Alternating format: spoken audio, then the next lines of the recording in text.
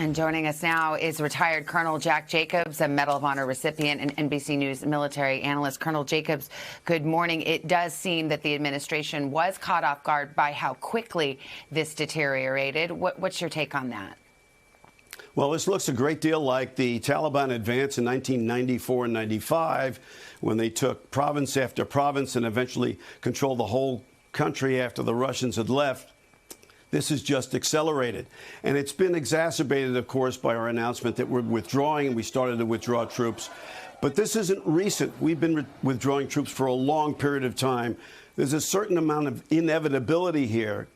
Ultimately, it's going to be extremely difficult for the Afghan government to claim that it controls the country if, after the Taliban takes the provinces around Kabul, the president says he controls Afghanistan when, in actuality, he really only be the mayor of Kabul. The United States has recognized that it's going to be impossible for us to control the arc of what's happening in Afghanistan, which is why we've planned to evacuate all the Americans from there. Savannah?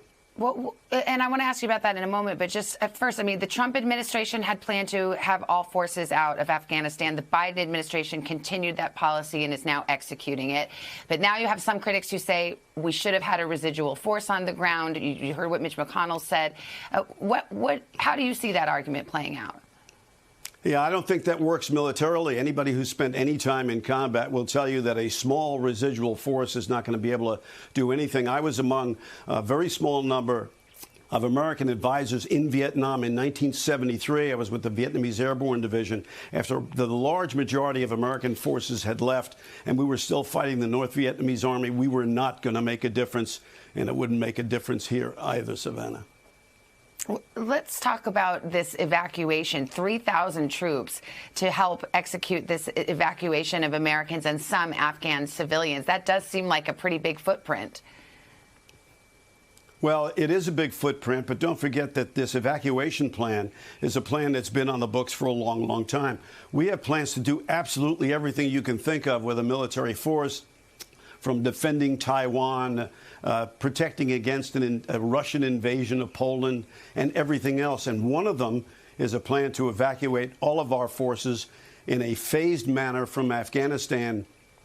The plan calls for a troop list of more than 3,000 troops in order to protect our egress, and that includes travel from the center of Kabul to Bagram Air Base, securing the air base, and a trail party to leave. So 3,000 troops is just about the right number. They've practiced it before.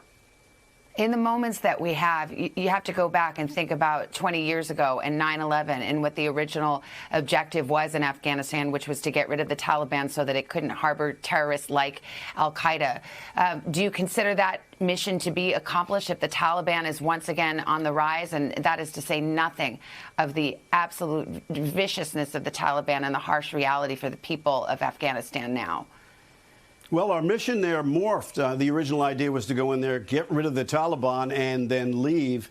And it morphed into the mission of trying to get the Afghan government to be in viable control of the entire country.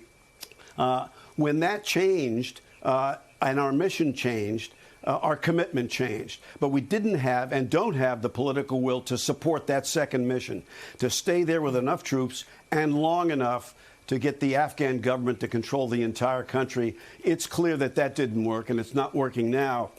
That's why we're leaving. And as you mentioned, both sides of the aisle, both administrations decided that it was not a viable mission for American troops to stay there in Afghanistan, which is why you only have a very small number of people complaining that we're leaving now. Retired Colonel Jack Jacobs, thank you, as always, for your time. Appreciate it. You're welcome.